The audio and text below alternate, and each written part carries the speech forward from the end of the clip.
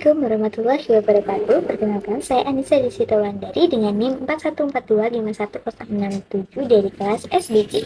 Nah, di sini saya akan mempresentasikan mengenai jurnal yang sudah saya review, yaitu berjudul Unmasking Hidden Shape Unusual Red Cell Morphologies in Urine Sediment, yang ditulis oleh Ponsbelder dan teman-teman dan dipublikasikan pada jurnal Klinika Kimika Akta tahun 2026.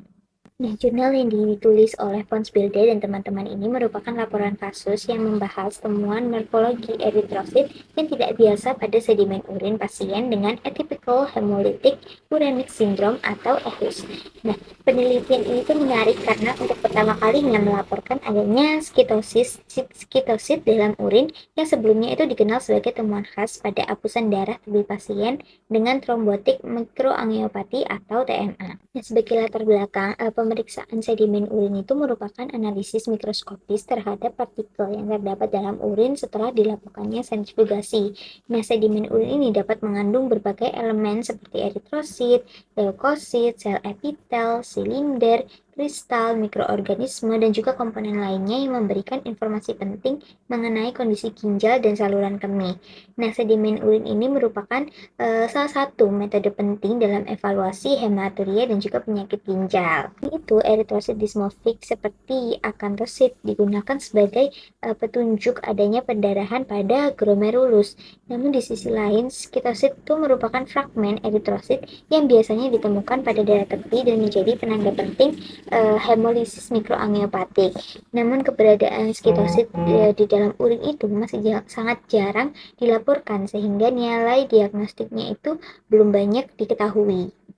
Kemudian tujuan dari penelitian atau tujuan dari jurnal tersebut adalah untuk melaporkan kasus pertama skitosit dalam sedimen urin pada pasien EHUS, terus menjelaskan kemungkinan mekanisme terjadinya temuan tersebut, dan juga menilai potensi manfaatnya sebagai petunjuk diagnostik tambahan pada TMA.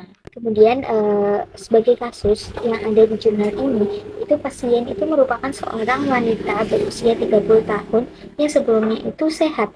Kemudian pada Februari 2025, pasien ini menjalani operasi sesar karena fetal distress. Lalu pasca operasi terjadi pendarahan postpartum berat yang memerlukan transfusi masif berupa 13 kantong sel darah merah, 2 kantong trombosit, plasma, dan juga fibrinogen. Meskipun kondisi hemodinamiknya ini stabil, pasien ini tetap mengalami anemia dan juga trombositopenia yang memerlukan transfusi berulang.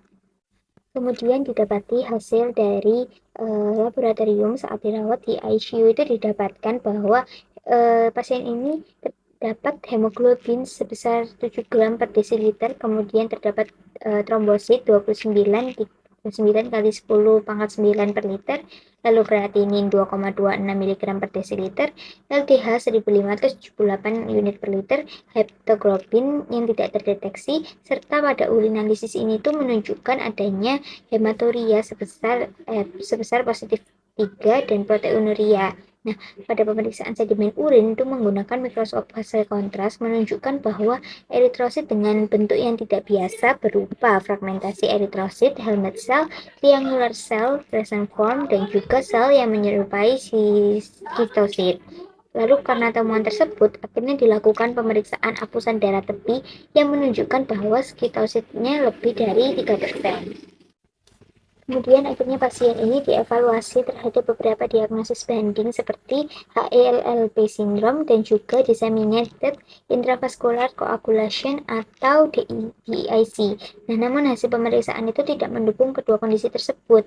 Adanya aktivitas ADAM TS13 besar 35% ini juga menyingkirkan kemungkinan trombotik trombogitopenik purpura atau TTP yang biasanya itu memiliki aktivitas kurang dari 10%.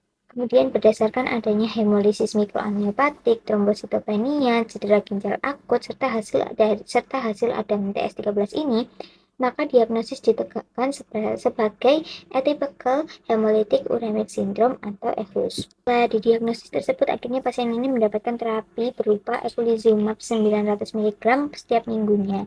Kemudian hasil setelah terapi, jumlah trombositnya itu meningkat, lalu fungsi ginjalnya membaik, dan kreatinnya turun menjadi 0,62 mg per desiliter, dan juga hemoglobinnya stabil pada angka 13,3 gram per desiliter.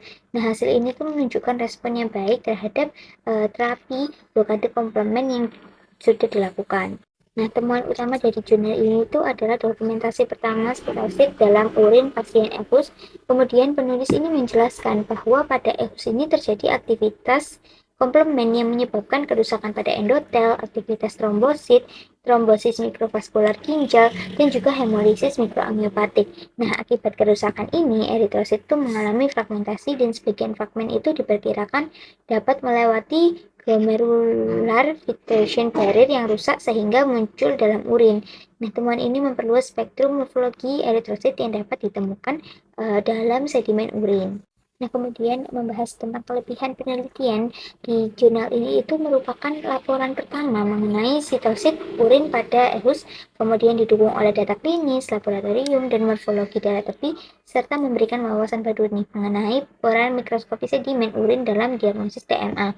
Sedangkan pada jurnal ini juga memiliki keterbatasan atau kelemahan yang hanya berupa satu laporan khusus, kemudian belum ada standar identifikasi sitosit dalam urin, dan juga belum dapat menentukan sensitivitas dan spesifitas temuan tersebut. Nah, karena itu diperlukan penelitian dengan jumlah sampel yang lebih besar dari kasus EHUS ini.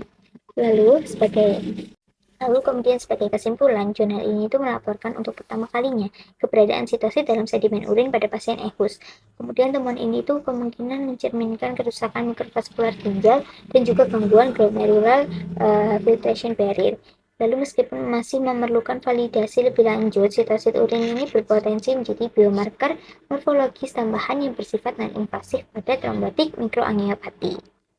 Nah, sitosit ini tuh tidak hanya dapat ditemukan pada darah tepi, tetapi juga dapat muncul dalam sedimen urin dan berpotensi menjadi petunjuk penting terhadap adanya trombotik mikroangiopati, khususnya pada pasien dengan EHUS. Nah, buat yang mau tahu lebih lanjut, bisa scan QR yang ada di poster tersebut. Nah, itu dia yang bisa saya sampaikan. Terima kasih. Wassalamualaikum warahmatullahi wabarakatuh.